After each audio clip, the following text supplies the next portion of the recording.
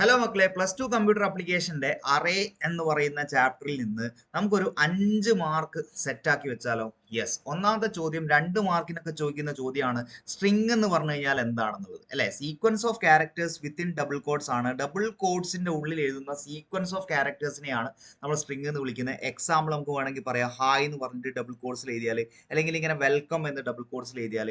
അതേപോലെ തന്നെ ഏത് ക്യാരക്ടറാണ് ഒരു സ്ട്രിങ്ങിന്റെ എൻഡിൽ നമ്മൾ ആഡ് ചെയ്യുന്നത്? ഒരു സ്ട്രിങ്ങിന്റെ എൻഡിൽ ആഡ് ചെയ്യുന്ന ക്യാരക്ടർ നമ്മൾ വിളിക്കുന്നത് /0 എന്ന് പറയുന്ന ക്യാരക്ടറാണ്. അല്ലെങ്കിൽ നമുക്ക് നൾ ക്യാരക്ടർ എന്ന് എഴുതി കഴിഞ്ഞാലും നമുക്ക് മാർക്ക് കിട്ടും. മറ്റൊരു ചോദ്യമാണ്, ഏത് ഇൻപുട്ട് ഫംഗ്ഷൻ ആണ് ഒരു സ്ട്രിങ് വൈറ്റ് സ്പേസ് അടക്കം റീഡ് ചെയ്യാൻ വേണ്ടി ഉപയോഗിക്കുന്നത്?